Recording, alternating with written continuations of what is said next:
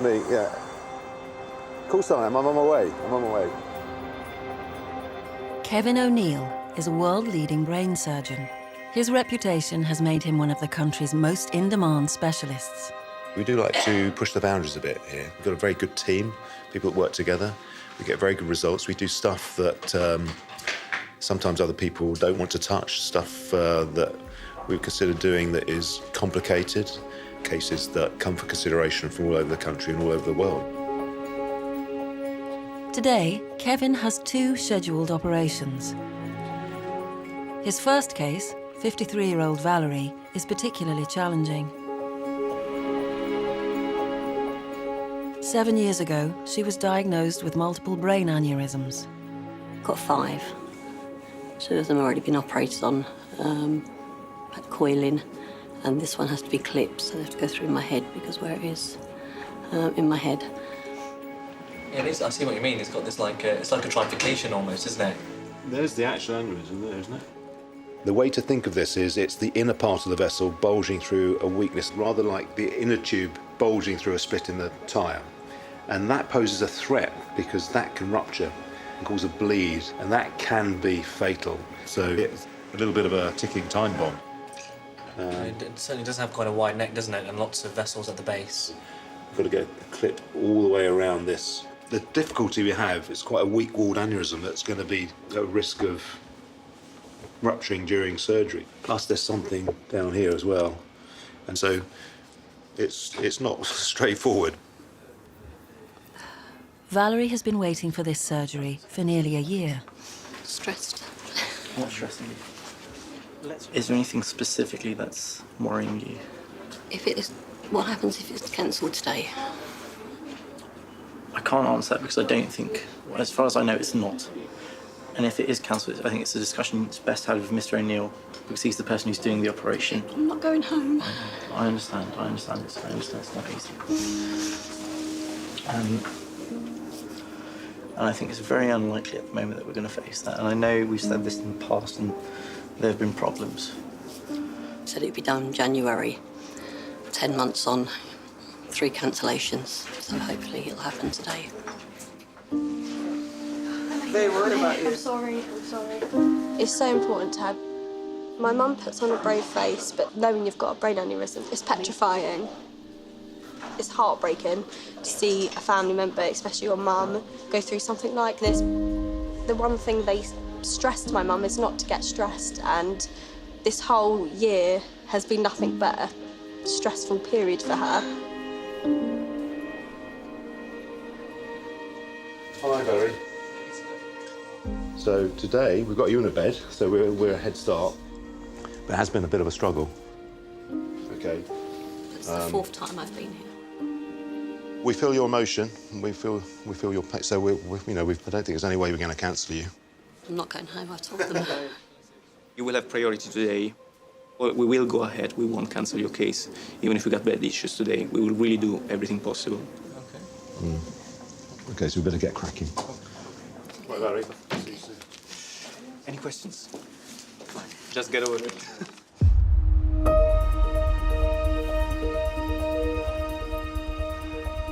Before Kevin can start Valerie's procedure, the intensive care team must prepare for the worst-case scenario. Specialist surgery, and she needs a level 3 bed. A level 3 bed. 3 bed, post-op. If her operation runs into serious complications, Valerie will need a bed with life support and one-to-one nursing. How many nurses have we got? We've got 17. We might be able to. 1, 2, 3, 4, 5, 6, 7, 8, 9, 10, 12, 13, 14, 15. It's a bit tricky. Because we've got no emergency bed either. No, exactly. I just don't think there's any way that we're going to be able to do it. No. Apparently, she'd been cancelled a couple of times before. Okay. Yes. But if you haven't got the nurses to be able to do it, it's irrelevant. Yeah. Okay. We don't like cancelling patients, and you know, but sometimes that decision is out of our hands. Every sort of decision impacts on somebody else, really.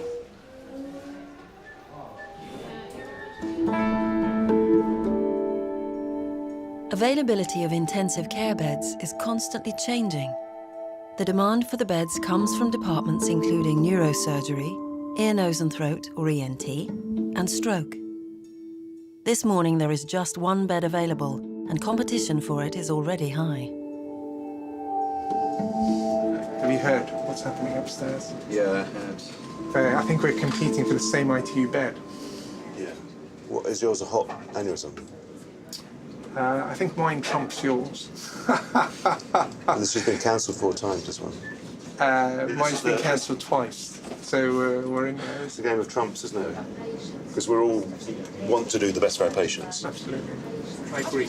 Okay, best of luck. Thank you. Dr. Kyriakos Lobotasis also has a patient with a brain aneurysm who may need the intensive care bed after surgery. So we're just waiting to hear. I have every confidence that they'll do the best they can. Somehow we need to fit our patients in. Hello, intensive care, can I help? Hi, intervention, how are you? Good. So as soon as I know, I will give you guys a call back on 30777. And see what the situation is. Hi, guys. Hi. Any news? Yeah. I spoke to Sister Nikki. Okay. Do you know She who said it I is? need to speak to Sarah Gordon. Got to create beds for this patient.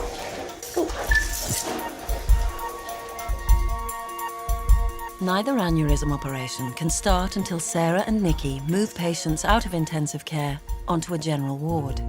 But the general wards are full.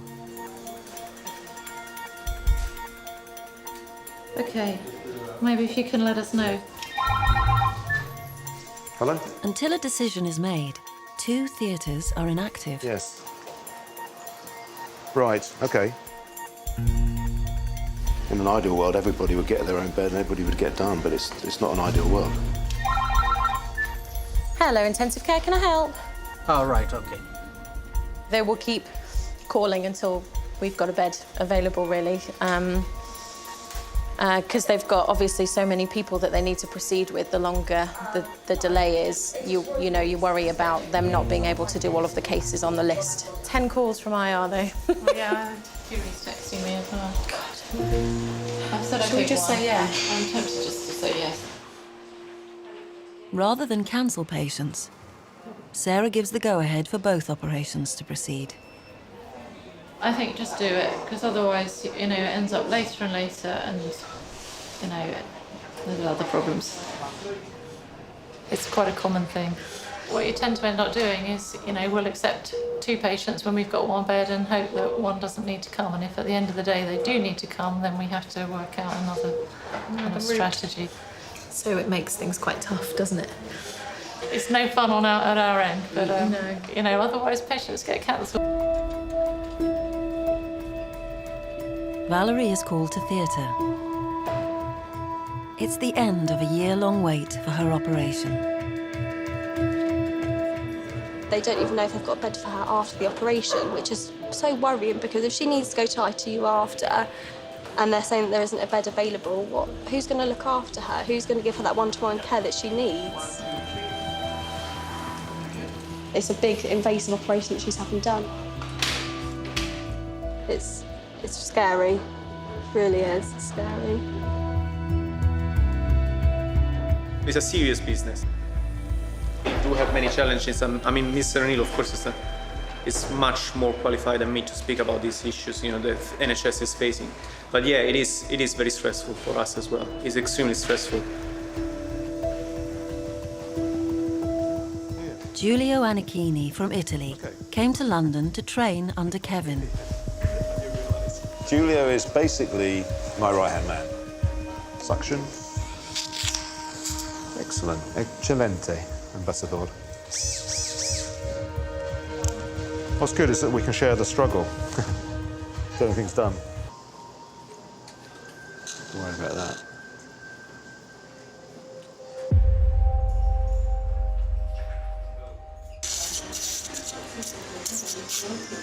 The problem is that she's got a very fragile-looking aneurysm that's about to pop.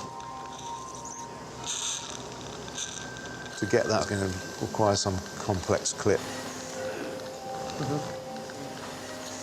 It's more complicated than we thought.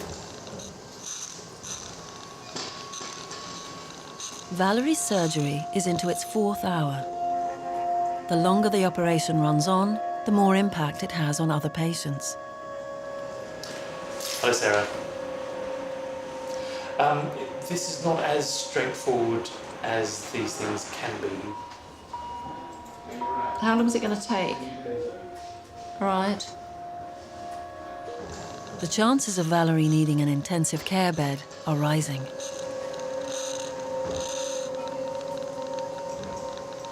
Got a clip across here. Yeah. There is a bed available for this woman, but it would require cancelling a big ENT case. OK. We need the bed. Hello, Sarah. We really should have a bed available for this one. Right. He's not particularly confident that it's going to be as smooth sailing as really simple one to do.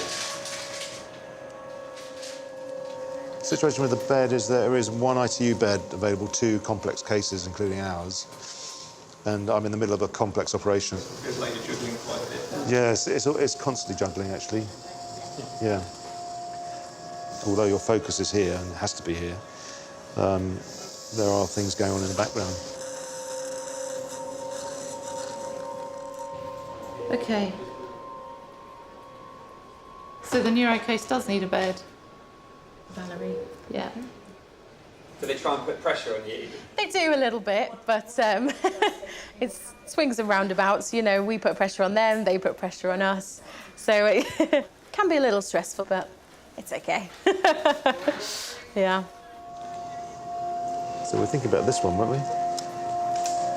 Okay, because I was thinking more of something like this. How about this one? That's very curved, isn't it? Kevin must fasten a metal clip around Valerie's aneurysm, a procedure that could cause a bleed on her brain. It's the most dangerous stage of her operation. It's tricky, isn't it?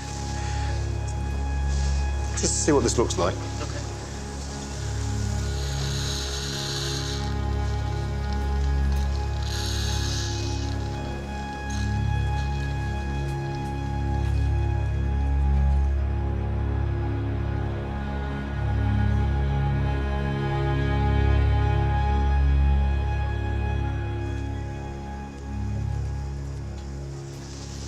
Aneurysm clipped.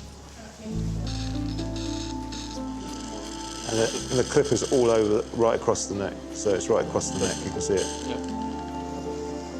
Good. Everything is preserved.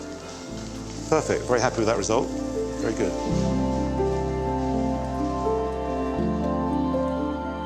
The operation is a success. They don't want the bed for the clipping, no? Okay. We'll change again.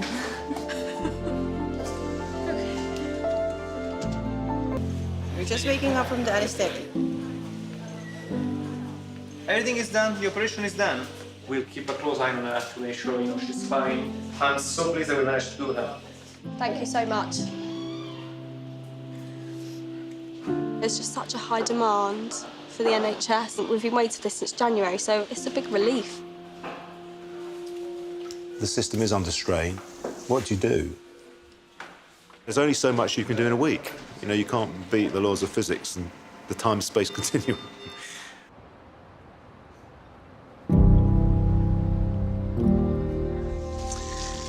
You will tell me, okay? That's the deal.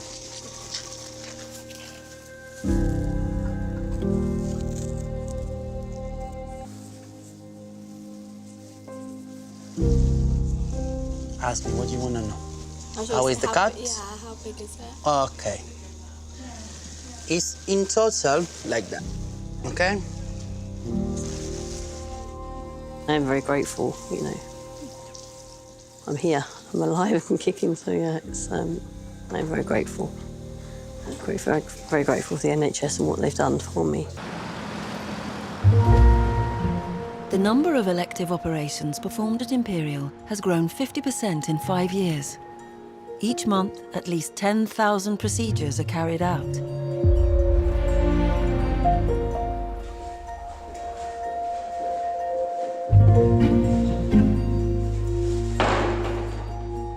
John is the second patient on Kevin's list today. For 2 years, he suffered from a spinal disorder which causes acute leg pain. Yeah, exactly. Yeah. Right, hang on. What's that by the big one? His operation requires 4 hours theatre time. It can only start once Valerie's is safely completed. Yeah, exactly. I'm a patient man. The only reason I'm here is because of Kevin O'Neill. He certainly could not guarantee that the operation was going to take place today. However, he's very conscious the operation has been already cancelled once, so we'll wait and see. Oh, the stats are just unbelievable. How long did Germans wait after seeing a specialist? 2 to 3 weeks. How does this compare to your waiting times? What, here? Here, I've been waiting since March. You know, the time it took to get the appointments done, the time it took to get the MRI scans, the time it took to get those things done was just ridiculous. It's still a good system, I suppose, compared with lots of countries. What, third world or Western world? Western world.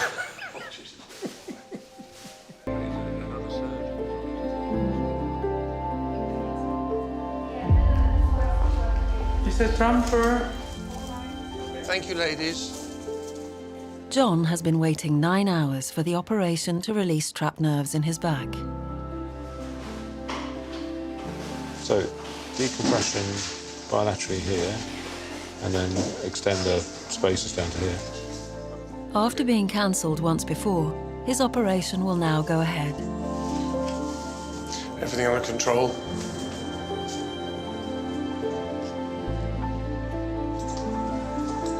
Hi there. Very well. Sorry about the wait. No, it's not your fault. It's Mr. O'Neill's fault, probably. Cancellations, you know, we don't do these things lightly. Cancellations in themselves create their own problems. But our department's under a lot of demand, and that comes from the good service that we offer and the good results that we get. Take another deep breath in and out, okay?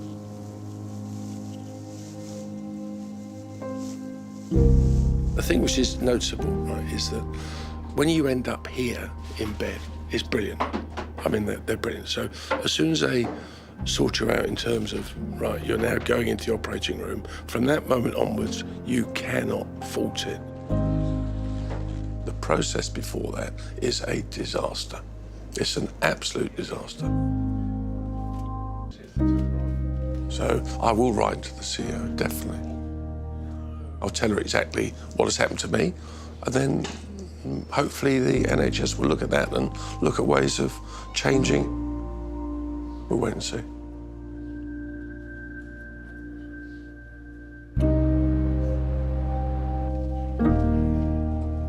To deal with patient concerns, the Trust has a dedicated patient liaison team. Today, they are at Kevin's weekly caseload meeting. This is one that the patient has made a formal complaint, but what we're trying to do is manage it at a local level so that we can actually resolve it, and the patient doesn't have to go through the formal complaints process. I do know the name. Thousands of patients are just coming back to me now. So, A man who needs spinal surgery has been waiting several months to see Kevin. I'd like to see him urgently. What are your Christmas plans? Because I can get him in December without overbooking. Don't have any plans at the moment. I'm just firefighting. So if you can, I'll stick him in, try and get him in before that. I just overbook him. I try and get him in before that. We need to discuss this business of outsourcing and stuff. We promise patient that they will get treated within 18 weeks. I think it's a dangerous route, really, to outsource. My personal opinion. because it really disrupts continuity. You know, the question is whether they get a better. The bottom line is whether these patients we're talking about. It's not like a product. I don't think it's healthy for the patient to go and have another operation by somebody who's never seen them before. You know, the patient you form a relationship with the patient, you create opinion, which may be different from another doctor. It's just the sheer number of patients that we have to get through. Yeah, that's true. What worries me is this thing about outsourcing. It's more of a kind of fudge than a fix. I mean, to a certain extent, there's a logic to it, you know, and you can see that it's a fairly quick and easy win for many parties. So, but the money, rather than being invested into the system, is going out of the system. It is a form of privatisation. At the moment, it's being passed off as using capacity elsewhere outside of the NHS, but why not build capacity inside the NHS, where we can maintain standards and we can maintain continuity, most importantly. That's my main concern.